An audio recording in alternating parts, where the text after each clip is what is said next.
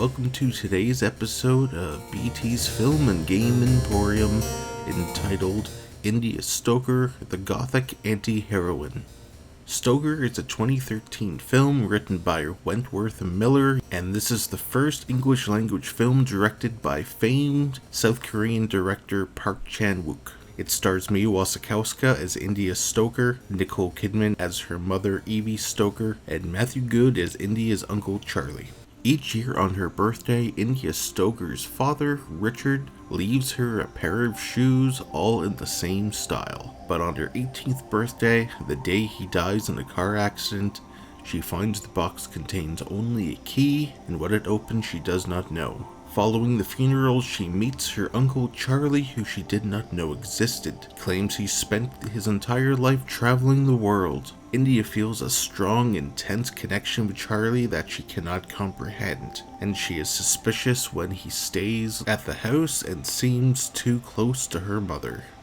Who is Uncle Charlie? Why is she so suspicious of him? And why did she make him feel the way she feels? So what makes Stoker Gothic? The aesthetic of the film contains many Gothic elements, from the old Victorian age mansion and its secluded nature to India's antiquated clothing that exists somewhere between the 1950s and the 1850s, and this is recognizably anachronistic when amongst her peers. The house is a crude mix of antiques and modern designs. The lighting often evokes the glow of candlelight. Many tropes of the Gothic also exist, such as the young female protagonist, the rich family, the older woman who knows what the Gothic heroine does not, there are long hidden family secrets, a mansion house filled with dark corridors and hidden secrets to be uncovered. The young female protagonist meets an older, handsome man who may be a criminal or a killer. Uncle Charlie himself also represents the stranglehold the past has on the present. Yet despite all these Gothic tropes, Stoker is also a subversion of the Gothic and concludes in a way so far removed from the pure Gothic it can be easy to question if it is Gothic at all. We will be specifically looking at a key archetype of the genre, the Gothic heroine. To define the Gothic heroine, I will be looking at the chapter The Female Uncanny, Gothic Novels for Women from the book Loving with a Vengeance, Mass-Produced Fantasies for Women, written by critic Tanya Modleski. Modleski defines the typical Gothic story as such. The heroine comes to a mysterious house and finds herself in love with a mysterious man who appears to be some kind of criminal. She may suspect him of having killed his first wife or of being out to kill someone else, most likely herself. She tries to convince herself that her suspicions are unfounded, that since she loves him, he must be trustworthy, and she will have failed as a woman if she does not implicitly love him. Modleski then adds that the man is often found to be innocent by the end of the novel. A key element of Gothic heroines is a sense of estrangement and disorientation that coincides with this change in life event, typically leaving the family home and either working or being married. Modleski states Gothic heroines typically complain that their once beautiful environment has turned menacing and ugly. Lastly, Modleski further dictates that the Gothic heroine always feels helpless, confused, frightened, and despised. And that is where the major splitting occurs with India Stoker when she transforms from a typical Gothic heroine to a Gothic anti-heroine. Many of these characteristics do fit India Stoker. She does begin to fall in love with a mysterious older man, however, this man invades her home, and she is paranoid that this man, her mother, and her missing housekeeper may have murdered her father. And while India wants to make sure her suspicions are unfounded, she also wants them to be true, which they are, and Uncle Charlie is proven not to be innocent. Like typical Gothic heroines, India listens more than she speaks. She figures things out for herself through exploration and investigation. She scrutinizes everything. She may be inexperienced, but she is not naive. India is presumably a virgin. She is plain. She is distrustful of the people around her, and yet despite all of these characteristics, simply looking at India tells us there is something other about her. Though we're quickly able to forget those problems when Uncle Charlie arrives with his piercing glare and perpetual smile that hides something wrong. When using the key she found in the box on her birthday, India discovers in a locked drawer in her father's study old photographs of her father and Uncle Charlie as children, but there is also a second uncle uncle named Jonathan, who was only in 2 photos. There were also 18 years of letters from Charlie to India detailing his travels all over the world. Her feeling of betrayal that her father hid these truths from her is quickly tossed aside when she discovers every letter came from the same psychiatric institute. Charlie later confesses that he buried his baby brother Jonathan alive because he was jealous of the attention that Richard gave him. Then he was locked in an institution until India's 18th birthday. He too admits to murdering Richard. And it is after this moment that India shines as Gothic anti-heroine. While Modleski asserts Gothic heroines always feel helpless, confused, and frightened, India proves Gothic anti-heroines do not, and it is specifically because of her relationship with her father. Mary Shelley's 1818 novel Frankenstein is one of the first Gothic novels. In it, its titular character, Victor Frankenstein, the prototypical mad scientist, is determined to erase the boundary between life and death. He combines dead body parts and successfully animates the creature. Ashamed of the catastrophe he created, Victor literally forces himself to sleep, and the creature ventures off into the world alone. Richard Stoker has a creature too, named India Stoker.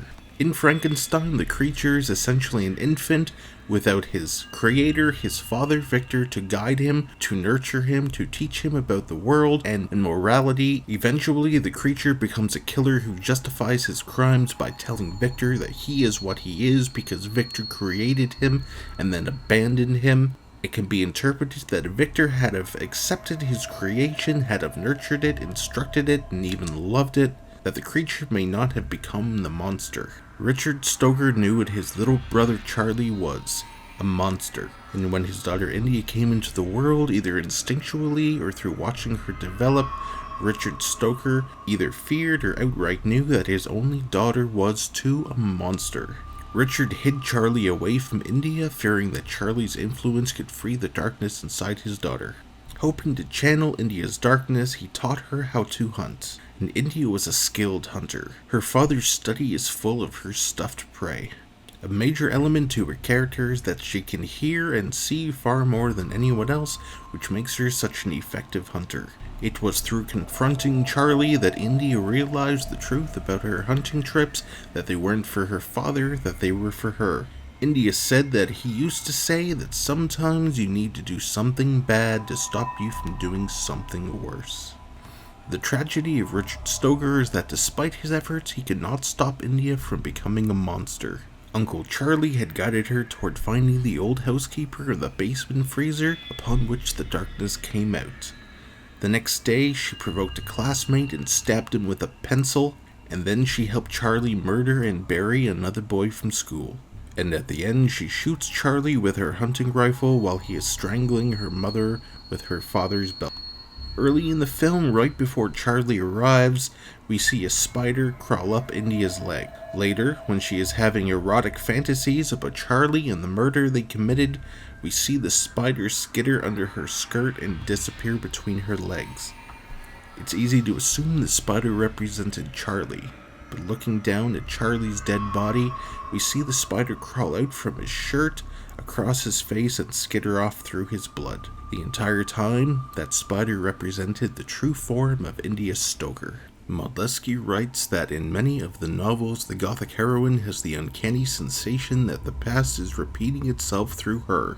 While this was in relation to the Gothic heroine's relationship with her mother, which too is much the opposite in Stoker, there is not enough time to get into Evie's character. In terms of India, the statement actually relates to the relationship with her father and the efforts he made to make sure his creation did not become a monster. The odd feelings India felt around Charlie's arrival can be summed up as being uncanny because the past was very much repeating itself through her. Early in the film, we see India on her bed making snow angels. When Charlie buried his little brother alive, he made snow angels in the dirt over his body. India did not know what Charlie was or what he did, yet they both made the same gesture.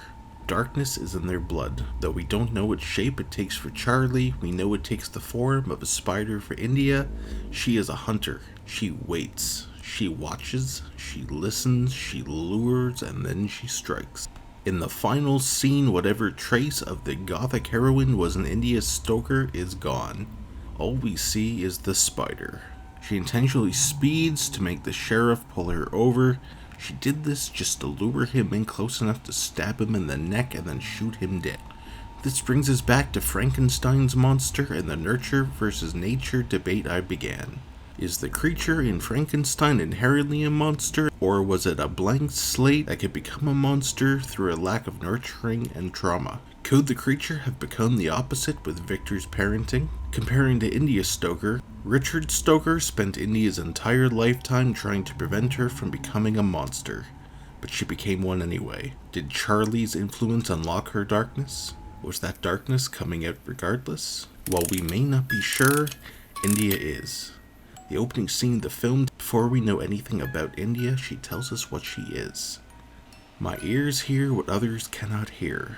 Small, faraway things people cannot normally see are visible to me. These senses are the fruits of a lifetime of longing to be rescued, to be completed. Just as the skirt needs the wind to billow, I am not formed by things that are of myself alone. I wear my father's belt tied around my mother's blouse, and shoes which are from my uncle.